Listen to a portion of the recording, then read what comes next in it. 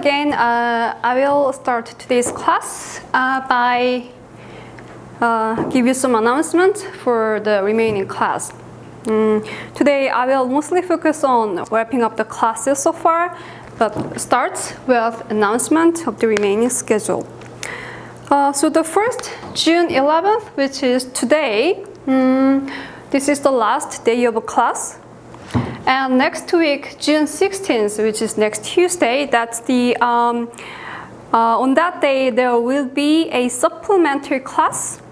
And on that day, I'm gonna introduce some writing sample, either of you or me for final essay, reflecting on the mistakes that you've made so far. I mean, the mistakes that you've made mostly in the midterm exam. And last, June 23rd, the week after next week on Tuesday, that's the due date for final essay. So these are our 3 more remaining schedule. So hang in just a little longer. You are almost done. Then let's start the class. Okay. To wrap up the class, I would like to return to Stephen Greenblatt. Do you remember the very short reading excerpt that I gave you at the beginning of the class? So I'm gonna review that. So Greenblatt, in that introduction of cultural mobility, he points out the problem of perception of stability of cultures, which views cultures are properly rooted in the rich soil of blood and land. So culture is static, is motionless because it's rooted in a blood and land. So that way cultures are virtually motionless in the land, based on the land, rooted in the land and blood. This is what Greenblatt calls a sense of at-homeness, means that culture has a home. South Korean culture, if we think of, or often we assume that South Korean culture is based on South Korea. Japanese culture may be rooted in Japan. So that way culture has its home, mainly in terms of their nation, their country.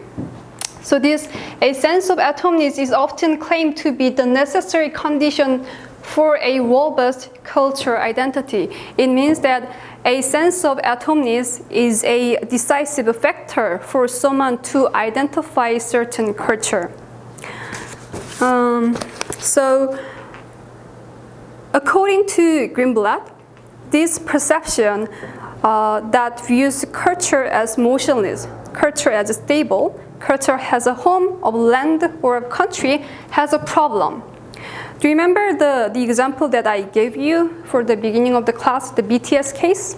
So if we think of the K-pop, of course the K-pop emerges from South Korea, but the ways in which it spreads through the globe, throughout the world, is not necessarily bound in South Korea. It goes further than that. It goes beyond that.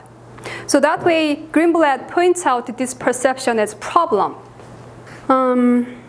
Okay, and then often such identification of culture based on land, rooted in land or blood, or often in nation.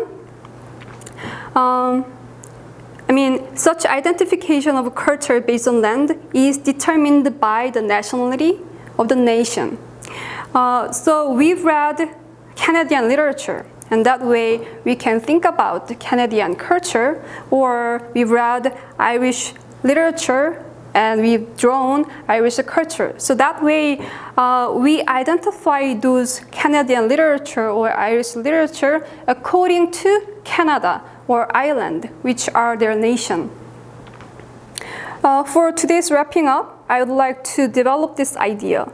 Cultural identity based on nation. Is it whether it's problematic or not?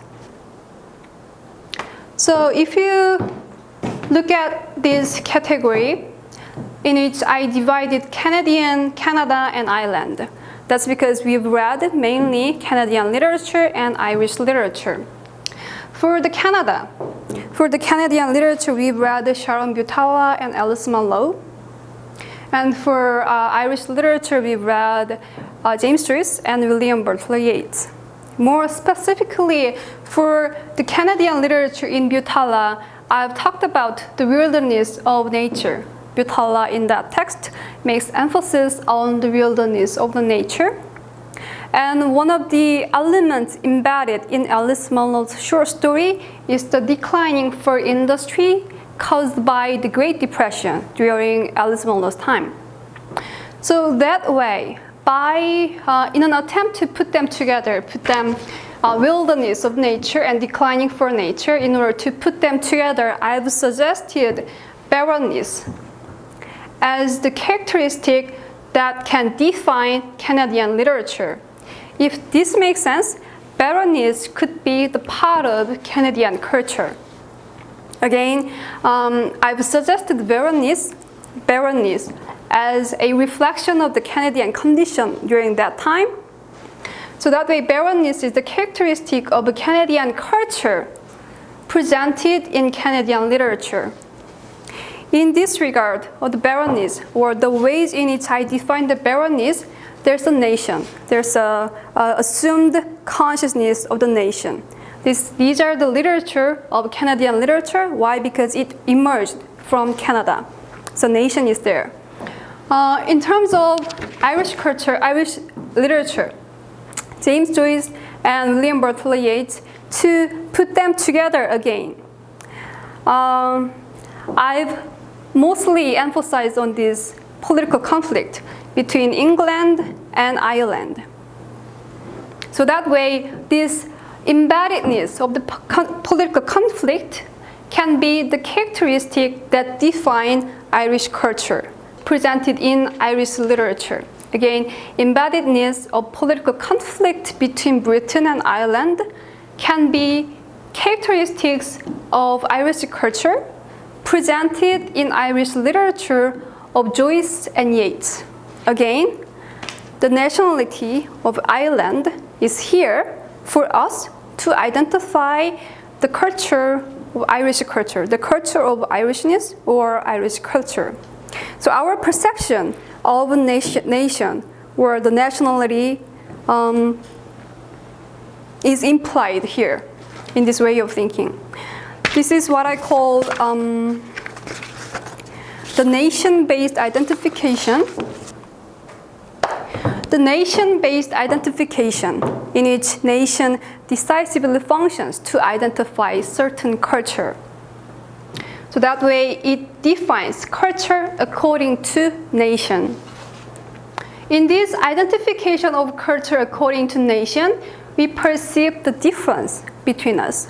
The difference between cultures, as you see, the difference between Canadian literature and Irish literature, the difference between Irishness and the Canadian culture. So that way, in this process of identification based on nation, in this process of nation-based identification, we perceive the difference between us, between cultures, and between nations.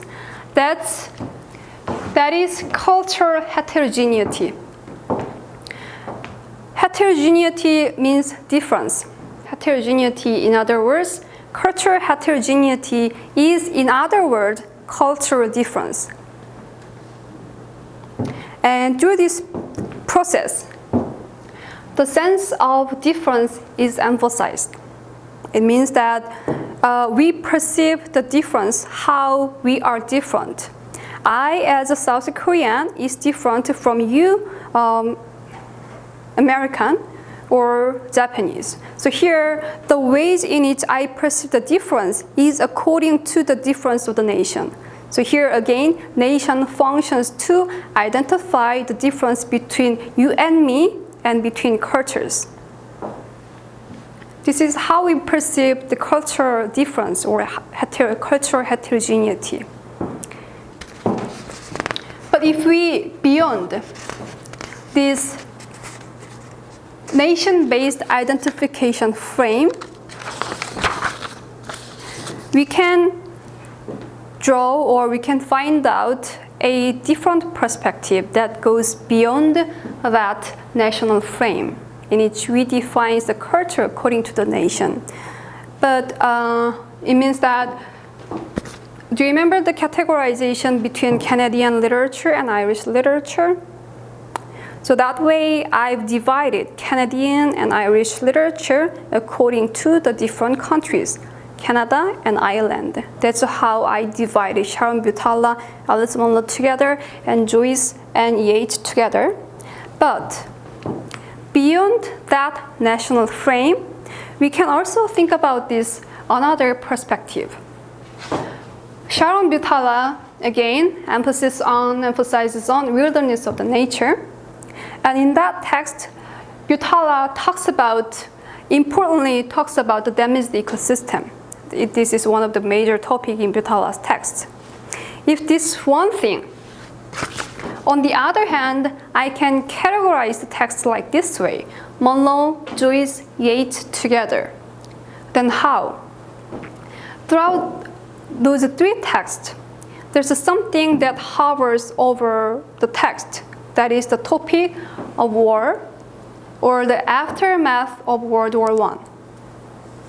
In this regard, if you think that this topic makes sense in understanding the text, those texts, then this concern is not the matter for a nation, a country, or a couple of countries, but these matters of damaged ecosystem and war are the concerns beyond the nation, which is global problems. So this is another way for us to understand the text beyond the national frame. In national frame, the nation is the basic criteria to identify the culture. But in this categorization or in this perspective, nation, as criteria, is not necessarily applied to this understanding, to this perspective. If we think of these global concerns of damaged ecosystem and war, it means that for the damaged ecosystem, it's not only the problem for the Canada or South Korea or America, but the ecosystem, the problem of nature, is the problem for all of us, the countries throughout the world. If we think of another topic, war, it's not the problem for a country, a specific isolated country or a couple of countries, but it's the problem for all of us on global level.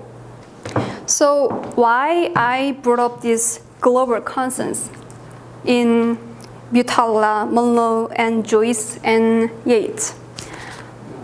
This is actually the picture that I have made in preparation for this class, before the beginning of this class. In many cases, the educational institutions, including this university, have attempted to enhance the awareness of difference between cultures. So why they need to enhance such awareness of difference? Because they may want to ultimately argue for the embracement of us. But through that process of enhancing the awareness of the difference, the problem is that sometimes the difference, the sense of difference, sometimes is emphasized. So that way, sometimes a problem that's in common between us could be disregarded. So that way, sometimes the awareness of heterogeneity, the sense of the difference between cultures and nation is necessary. Of course, sometimes such awareness of the difference is necessary, but not all the time. When you think of the global concerns, that's the more specifically the matter of something in common between us rather than the difference, the matter of heterogeneity. So by finding out the global problems in the text, I would like to introduce another sensitivity or another consciousness or another awareness in addition to that awareness of difference. So if you are familiar with that awareness of difference, if you are already familiar with that idea of the sense of difference, maybe that's the case of this familiar chocolate flavor ice cream. But sometimes you need to think of another thing in another perspective. That way, as you sometimes try to different flavor, like green tea, chocolate ice cream flavor. So if the existing sense of difference can be this chocolate ice cream case, then the new awareness or the new consciousness of the homogeneity, the problems that we share together, is a new type of sensitivity that we need to try to be more aware, like that's the case of the green tea flavor ice cream. That could be something that is not much familiar yet. So to wrap up this class by bringing up the global consensus, I would like to draw upon this book, Yuval Noah Harari's recent book, 21 Lessons for the 21st Century. In that book, as you see over there, Harari mentions homogeneity of contemporary humanity. And in that idea of homogeneity, by the way, homogeneity is a term that is in contrast to the heterogeneity. So that means homogeneity is the term in contrast to the difference. So in that idea of homogeneity of contemporary humanity, we are interdependent. We are connected each other, and we are all members of a single rowdy global civilization. These are three examples that Harari has suggested as the problems for us to need to cooperate. The nuclear challenge, ecological challenge, and technological challenge. If you think of those three challenges, these are not the challenges for a country can solve out, but those are the challenges that must be done on global level. So that way, for the upcoming future, we may encounter more often the problems not limited in nation, but on a global level. Another example, so we are experiencing for the first time this COVID-19 pandemic. But the reason why WHO names COVID-19 pandemic is because it's the problem not just for a country, but COVID-19 as the pandemic is the problem for all of other countries, for all of us. So that way, for the upcoming future, we may encounter more often global consensus, which goes beyond the limit of the nation. So if this cultural heterogeneity is related to the awareness of the difference, I want you to still have that sense. I want you to still keep that awareness keenly. But on the other hand, by wrapping up this class, by bringing up the global consensus in the literature that we've read so far, by bringing up the global consensus through the text, I would like to suggest this homogeneity in this contemporary humanity as a new type of awareness, new type of consciousness, or the new type of sensitivity that you may need to equip with for the upcoming future. So this would be the last remark. That do you remember William Butler Yeats' poem, The Second Coming? The Second Coming is the title of the poem, but at the same time, in the poem, Second Coming is the symbolic metaphor to refer to the upcoming future, in which we undergo certain experience in a very strange way because we cannot expect that experience at all. In a sense, I think that as current pandemic shows, I think that in one sense, that type of second coming as the future has already come. So I want you to think about further for what type of sensitivity we need to be equipped with in the future, in near future, actually even for the contemporary era. So thank you very much for the class, not just today's class, but also for the semester. I hope you all enjoy happy summer after all of the final exam and final essay. Thank you.